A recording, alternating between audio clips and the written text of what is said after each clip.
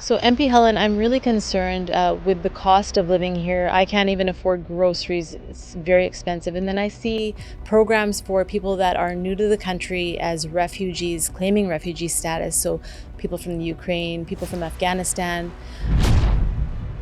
There are some tough questions being asked of them, and we have some solutions. Now, how do we implement that? How do we get the conservative values and the thoughts and ideas that you have to kind of mirror, I guess, and match what the Liberals should implement?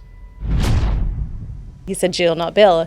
And I kind of chuckled because that's a conservative slogan. So, but I mean, I think a lot of people agree with the common sense narrative. And it's just not being implemented because what is the reason it's not being implemented, do you think? The Liberals are putting politics ahead of people. It's as simple as that.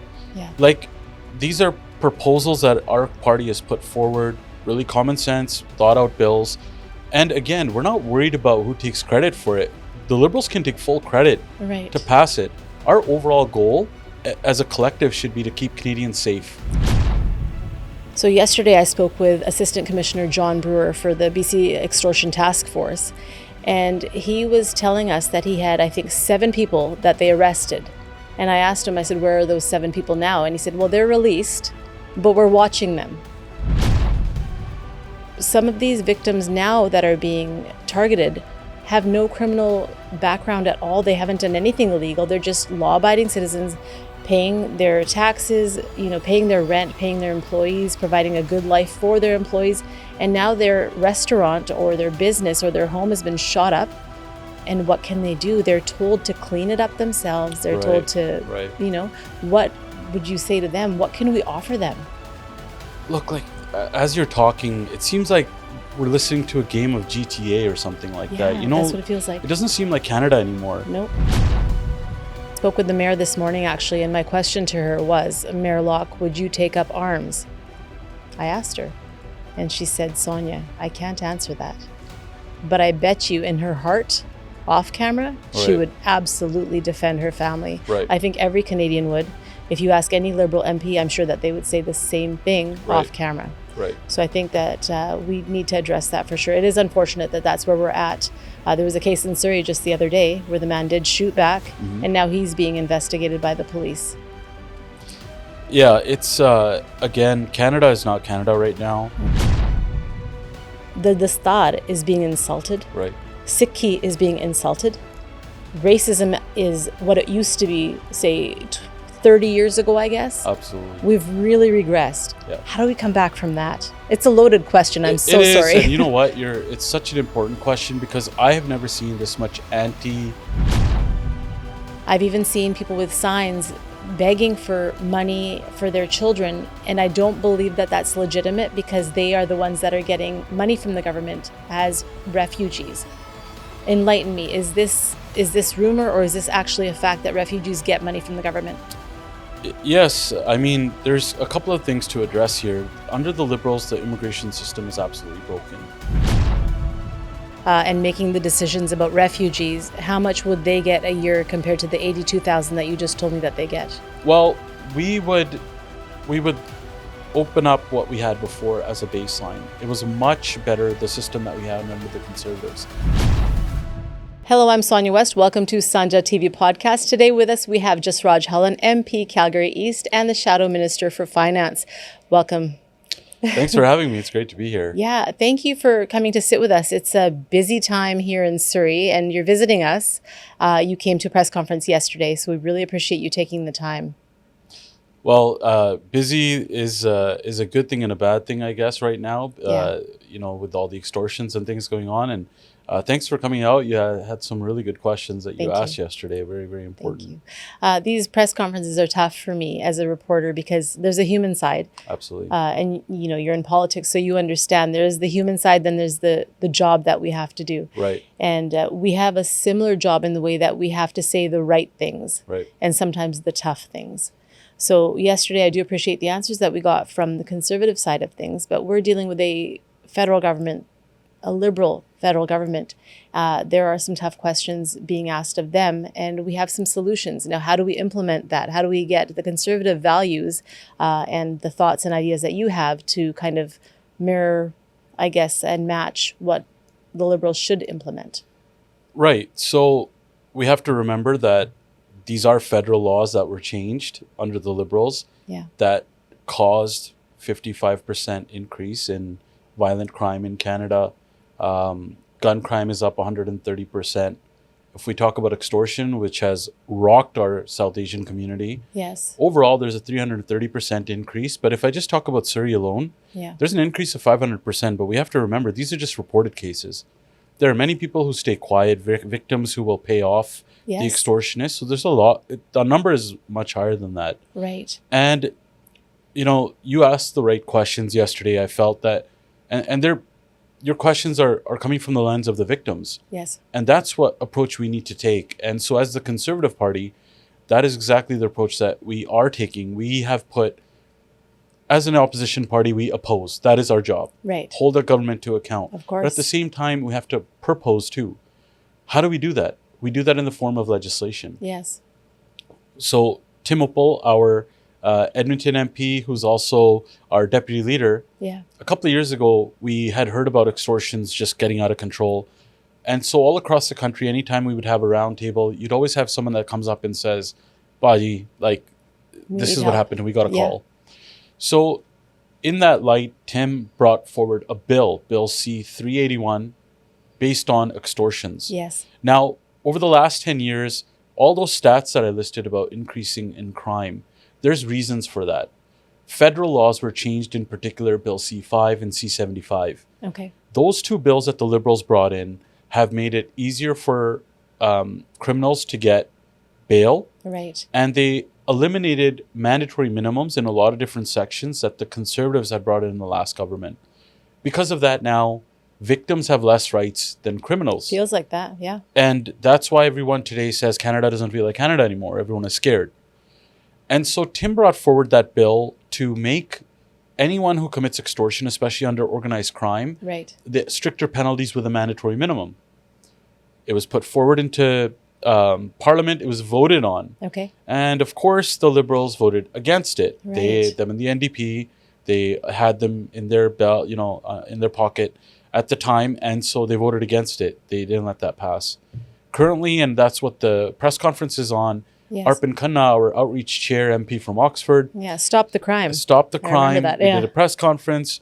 He has a bill, Bill C-242, in Parliament today, jail not bail. So it would Yes. reverse all the bad policies that the Liberals had brought in over the last 10 years to make crime punishable again. Yes. That's what we're ultimately trying to do. Our goal is, let's make Canada safe again. Right. Canada used to be, hailed as a safe and affordable country. Absolutely. But in 10 years of the Liberals, it's unsafe and unaffordable. Yeah. So our Arpan Khanna has brought forward that bill. And this isn't some bill that he just came up with. Right. He's consulted with mayors, with police authorities all across the country, and they're asking for this. So in our first attempt to try to fast track this bill, we put forward a motion in Parliament so that we could fast track the bill, get it through. Okay. The Liberals, once again, voted against that. They didn't want that to happen. It's still in Parliament. It will be debated again shortly. I just have a request for anyone watching this. Yeah.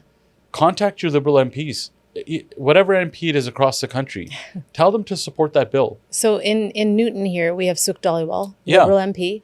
A very nice man. I've spoken to him, and I feel like, and I'll have to ask Mr. Sukh Dhaliwal, but I feel like he probably agrees with a lot of Conservative policies. I mean, we might not get him on record saying that, but when we talk about extortion, Right. I kind of said to him, I said, jail, not bail. And he agreed with me. We did an interview and he actually said it for himself as well. He repeated it. He said, jail, not bail. And I kind of chuckled because that's a Conservative Right, slogan. So, right. But I mean, I think a lot of people agree with the common sense narrative, Right. and it's just not being implemented because what is the reason it's not being implemented, do you The think? Liberals are putting politics ahead of people. It's as simple as that. Yeah. Like, these are proposals that our party has put forward, really common sense, thought out bills. And again, we're not worried about who takes credit for it. The Liberals can take full credit Right. to pass it. Our overall goal as a collective should be to keep Canadians safe. Didn't Pierre Poilievre actually say to Mark Carney, please steal my ideas? Yeah, I mean, they're already kind of half-baked policies that they're only stealing half of our ideas and they're not implementing them properly. Yeah, we're saying take them all, take all credit for it. Yeah. We should make Canada safe and affordable again. That's our goal. Right. But, as the Liberal, credibility goes, it's always about politics. So for this instance, again, they didn't vote to fast track the bill. It's up for debate again. But again, I'm asking everyone, contact your Liberal MPs. Right. Put pressure on them. Just say, just take the bill. Just pass it. We should be doing everything we can to keep Canadians safe. On top of that, they have their own bills. Just like as a backgrounder, yeah, the agenda in Parliament is set by the government, not by the opposing parties. Okay. And what the Liberals are doing is they're blocking their own bills. And it doesn't make any sense that they're delaying and then they're saying the Conservatives are blocking it. But that agenda is not in our hands. It's in their hands. So they have a bail reform bill that doesn't go far enough according to the Conservatives, and it doesn't do what Arpin's bill does. Right. We said, let's not even debate it. Let's just pass it right through. We don't usually do that. Right. We rigorously debate bills. But you want some traction. We want something. Yeah. Something for Canadians. Okay. It's something at least. We'll take it. Yes. But when it got to the committee stage, it's in the committee. They blocked their own bill by bringing in a bill, Bill C9, on top of that. Okay. And are stuck debating that, which is an attack on religious freedoms. Like, it just doesn't make any sense. Right. They'll delay their own bill. They'll deflect away from it and blame others. But again, I'm just saying, let's just put the politics aside. I get it. That's the field we're in. Yeah. But this is like, public is fed up of talk. It's time for action. Action is these federal laws that we need to strengthen our justice system, give police the tools that they're asking for. The police are risking their lives. Yes, I want to talk about that. Their families are putting at risk. Yes. Also that they're arresting these criminals, these repeat violent offenders, but because of these federal Liberal laws that were changed, they're just back on the street the same day. So yesterday I spoke with Assistant Commissioner John Brewer for the BC Extortion Task Force, and he was telling us that he had, I think, 7 people that they arrested. And I asked him, I said, where are those 7 people now? And he said, well, they're released, but we're watching them. That floored me.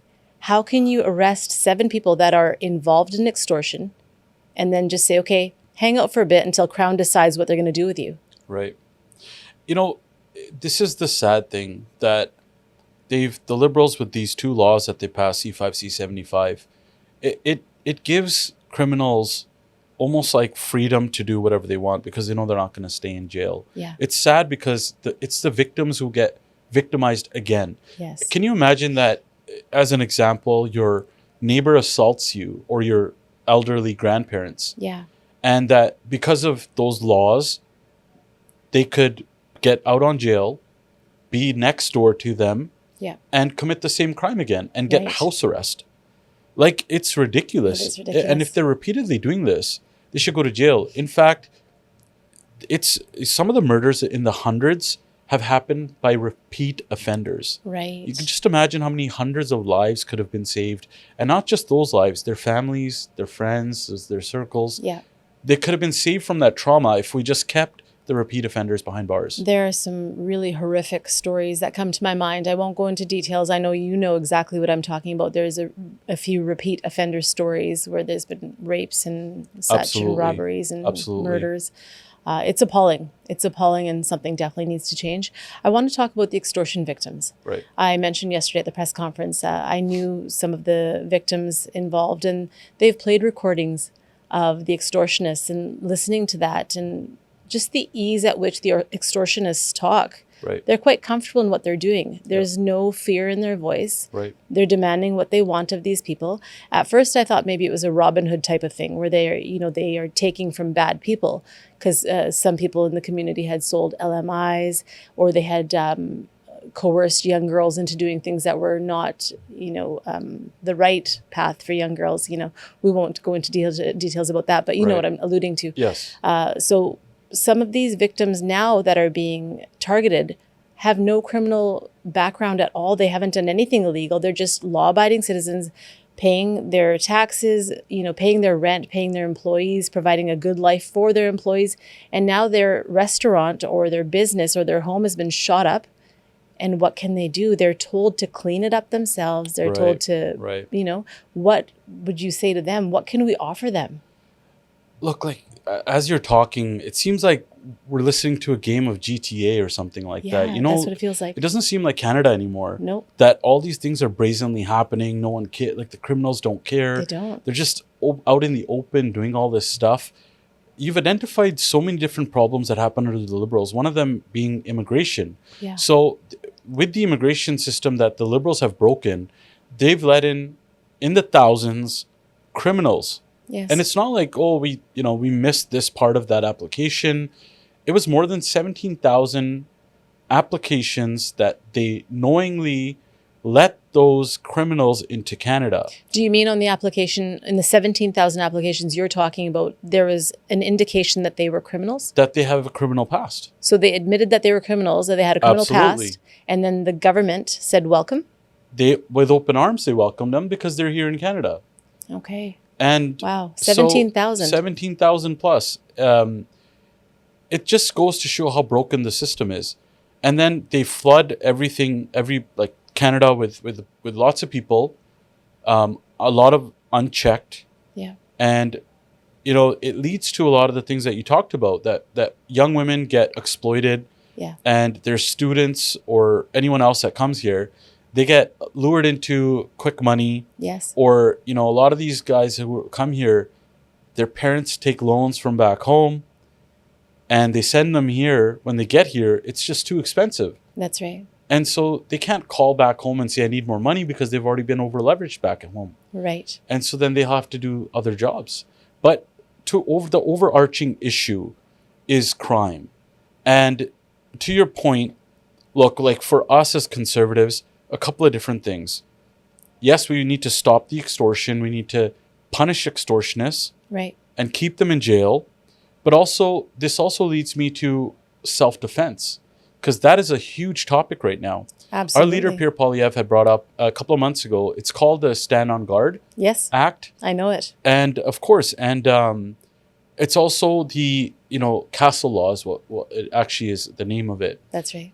And so, as the victims that we all talk to, I know you talk to tons of victims. Yeah, and so do we.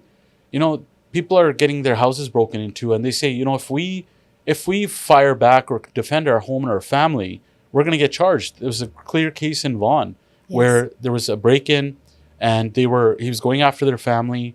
He assaulted them or shot them. Right. And the homeowner, who was the actual victim, got punished. Right. And the criminals who should have been punished didn't, because of Liberal laws. But the opposite example happened in Calgary. A young woman and her father went to go look at a house. Yes.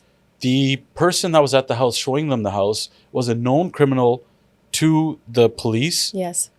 He tried to attack her while her dad was in another room. That's right. She used the knife that he tried to use on her. She murdered him. And killed him. I wouldn't say murdered.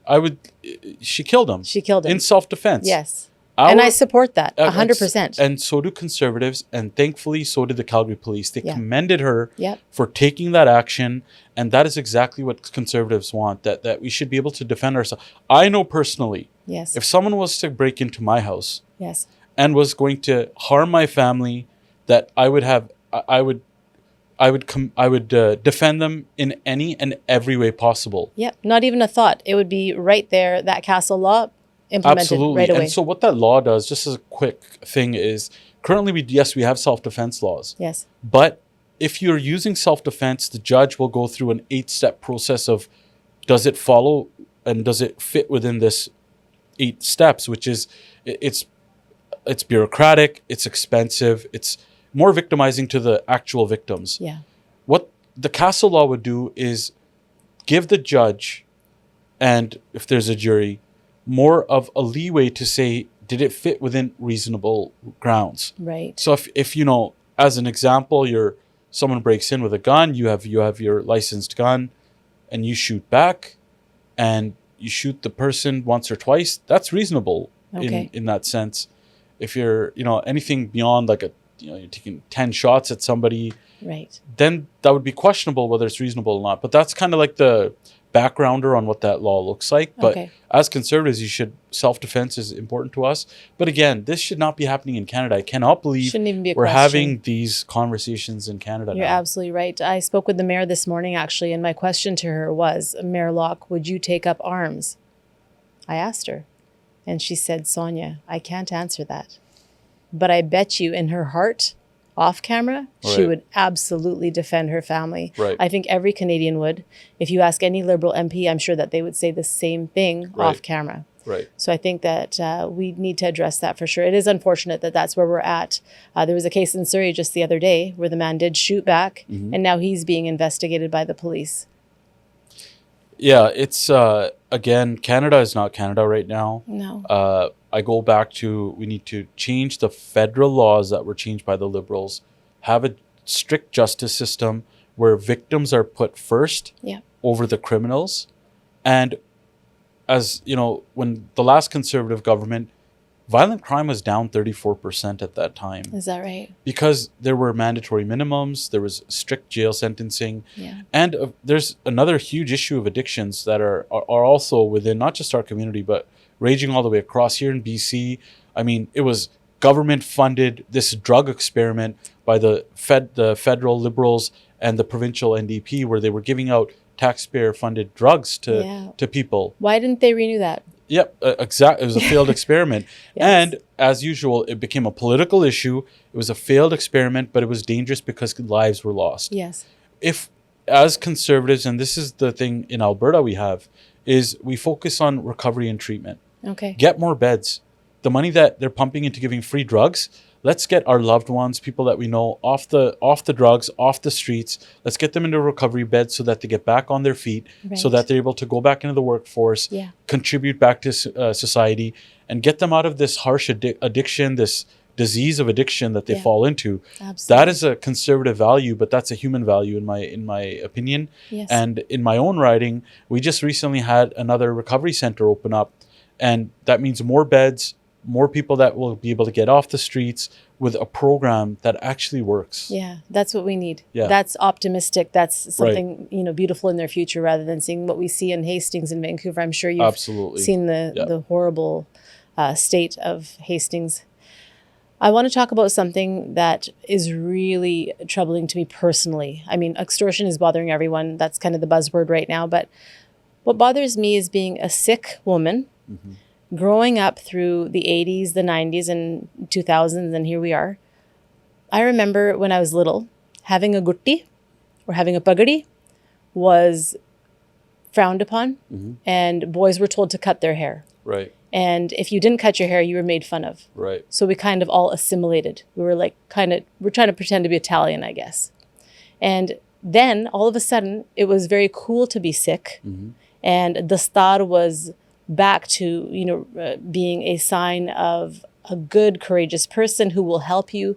Even Muslim people, they see you, or a Christian sees you and says, oh, that man has the star. Right. I know he will help me. He's a brother. Right. That was a perception all across the world. I've heard that in Absolutely. Pakistan, if a Sikh goes to Pakistan, they're like so respectful. Absolutely. The star is respect. Absolutely.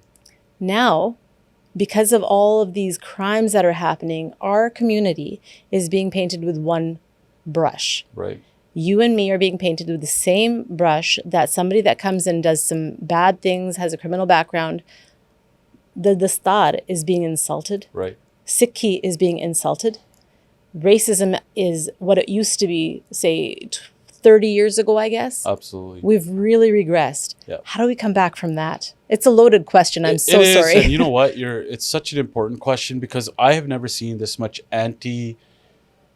South Asian racism right now that I had not seen in a very long time. You're absolutely right. Like Yeah. I was born in Dubai and moved here when I was 5, and we saw tons of racism. We experienced lots of racism. That meant like even in elementary school, if we saw like in any break, if we saw 3 or 4 people walking towards us, like we knew it was like Go time. It was go time every single Really? time. Wow. And to your point, I've been to Pakistan. Okay. And you're absolutely right. The amount of love that they show for Yeah. the Dastar, for Sikhi, is incredible. Like to the point where they don't even let you pay for anything at the bazaar. Oh. They just say, just take it. Yeah. It's just their hospitality. Yeah. But you're right. Like there's so much anti everything right now, and it's exploded. You know, it never used to be like that before. It's especially in the last few years, ever since COVID, where it really exploded. Where, for example, even first, you know, this government was saying, the Liberals were saying, they were applauding the truckers. Oh yeah, you're risking your life in COVID to deliver life-saving supplies. Yes. And then all of a sudden they've demonized them. They demonized them and said, oh, you're not getting your vaccine. Like, you know, you guys are, you know, this protest you guys are doing, which was a peaceful protest. Yeah. And then the government used the heaviest hand they could with the Emergencies Act, which was proven twice that it was the wrong thing to do. Yes. And it's an example of what this Liberal government has done to Canada, in my opinion, by basically ruining our immigration system. Yeah. By letting all this stuff happen. You know, they welcome this kind of behavior. And what they did simultaneously is, if you can believe it or not, when I was the Shadow Minister for Immigration, there was a report that came out by Polera, I believe in 2020 or 2021.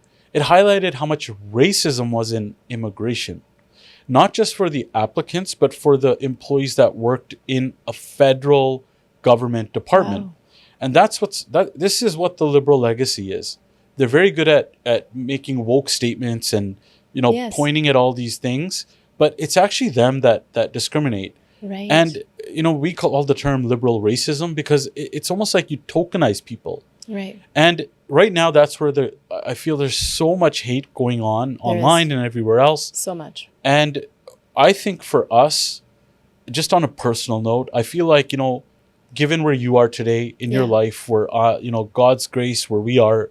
Absolutely. And many other people who work so hard to be in the positions that they're in. Yeah. That speaks louder than anything else. Your success, your drive, your hard work, it reigns above everything else because, you know, with God's grace, we have the concept of seva as well. Yes. We all work extremely hard to become successful, but it's in our blood to give back. You see, look at the hospitals here in Surrey. Look at the hospitals across the country.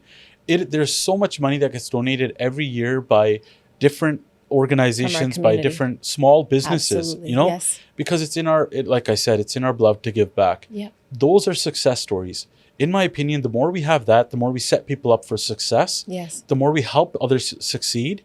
That speaks alone for itself and puts the haters away. Right. You know, it speaks louder than anything. And yes, we should, of course, call it out. If there's any abuse that happens, those people should be locked up. Of course. You know, those type of things, there's laws that we need to strengthen. Yes. But otherwise, it's our success that really helps us shine. Yes. And I think having you be in the position you're in, you're a great role model for young boys and girls watching to see that, you know, even though we're painted in a negative light at the moment, we've gone through a lot of stuff in our life to become what we are today, and there's hope for them as well. So maybe they can become a politician one day to change the world like you're doing. You know, I always laugh and I say, if I can do this, anyone can do this. You know, we didn't come from much when we moved here. Yeah. With God's grace, it was hard work, but you know, and likewise with you, like, you know, you're a huge role model for a lot of people in the position that you're in, and you're using it in the right way. You're bringing awareness. And you're talking about issues that actually matter. Thank you. And you're being a voice to those that are sometimes voiceless. So thank you for what you're doing. Thank you. You know, it does make me think, like, we didn't come from much, but back in the day, you used to be able to get by with one income. Oh. And it's not I have like 2 or 3 jobs, just so you know. Exactly. Alone. Yeah. You know, remember how much $200 used to get you at the grocery store? Yes. It just doesn't do that anymore. No. Because of the liberal laws and liberal policies, everything is more expensive. Yeah. And people just can't keep up with life right now. But I think that, again, it's our minute, it's our desire to work hard. Yeah. You know, Kirta karni, that's important, such an important value. Yes. And then, vand ke shakana sare naal, that's a seva concept. Yeah. And naam japana, just being, and overall, being very grateful for what we have. Yes. These concepts, no matter what you're going through in life, I feel are important. Yeah. And as long as we keep those in mind, we'll always be successful no matter what we do. Very well said. So MP Hallan, I'm really concerned with the cost of living here. I can't even afford groceries. It's very expensive. And then I see programs for people that are new to the country as refugees, claiming refugee status. So people from the Ukraine, people from Afghanistan. I've even seen people with signs begging for money for their children. And I don't believe that that's legitimate because they are the ones that are getting money from the government as refugees. Enlighten me. Is this rumor or is this actually a fact that refugees get money from the government? Yes. I mean, there's a couple of things to address here. Under the Liberals, the immigration system is absolutely broken. Yeah.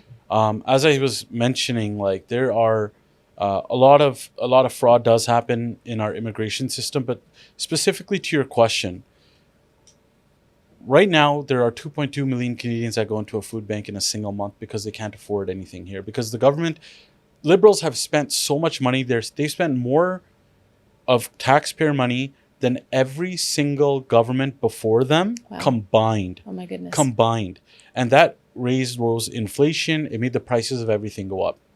And we talk about a lot of wasteful spending by the Liberals, not just a broken immigration system where before any and everybody was claiming asylum or as a refugee, but one of my colleagues actually did, it's called an order paper question. Okay. And they asked the government how much does each refugee get, right, or on a yearly basis. Okay. And the total with the benefits all equal to about $82,000. $82,000 for 1 year. For 1 year for one person.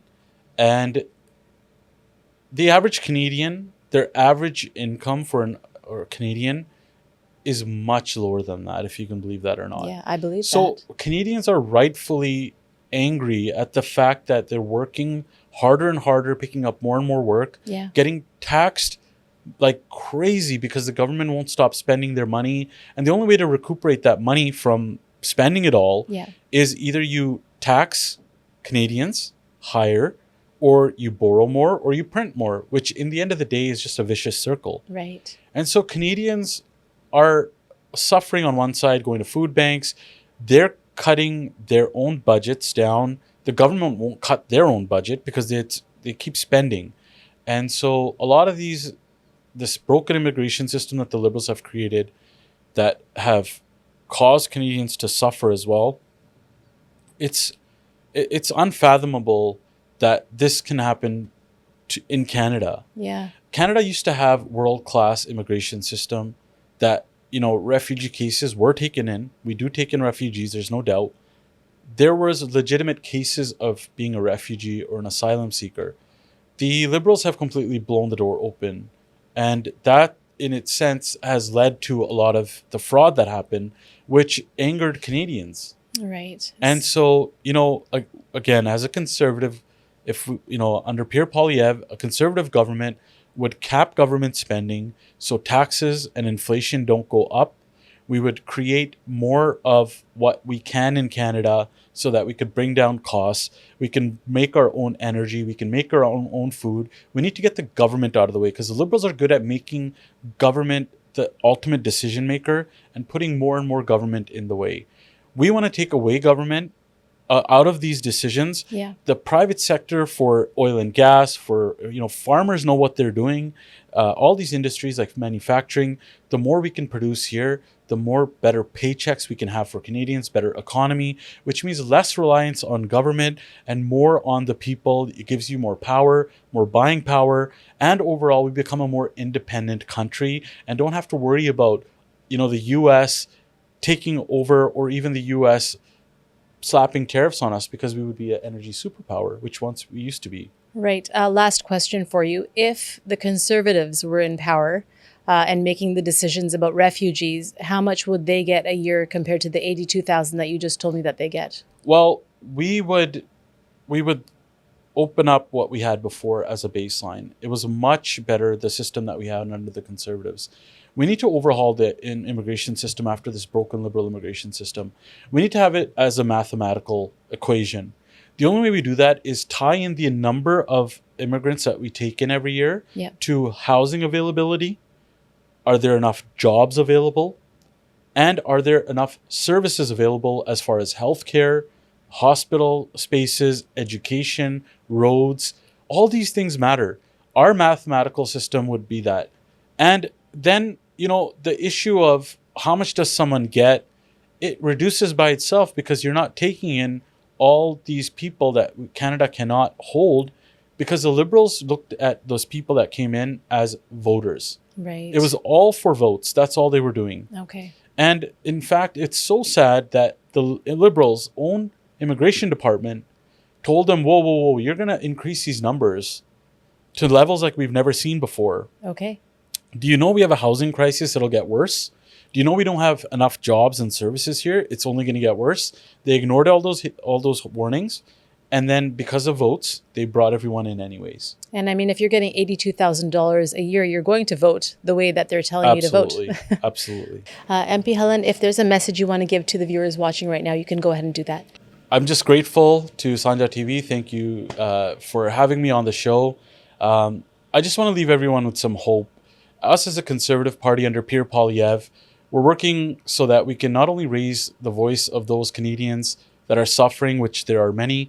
We want that same Canada again, the one that we all used to know, that Canadian dream, where you work hard, mehnat karni to baad, you should be able to get a good paycheck with low taxes on it. And with that same paycheck, you should be able to get affordable groceries and live in a home that's affordable to you. And most importantly, that home should be in a safe neighborhood. We have to reverse all these policies, and that's what the Conservative Party is offering to Canadians. We have a platform from the last election, but more importantly, we should be able to all use our success to help others. A message just to everyone: don't be afraid to fail. If you're going to fail upward. Every failure is an experience, but it's also an opportunity to succeed and learn from what you didn't get to accomplish at first, and it should help motivate and drive you. Don't be afraid of failure. I know sometimes we fear about what are people going to think, what are our parents going to think, but failure is one of the most, I think, important things in life. If you get up, dust yourself off and learn from it. And once again, thank you so much for all you're doing and the voice that you're giving others. Yeah, thank you so much. Yeah. Thank you. That was our podcast for today. Join us again next time. Thank you for watching.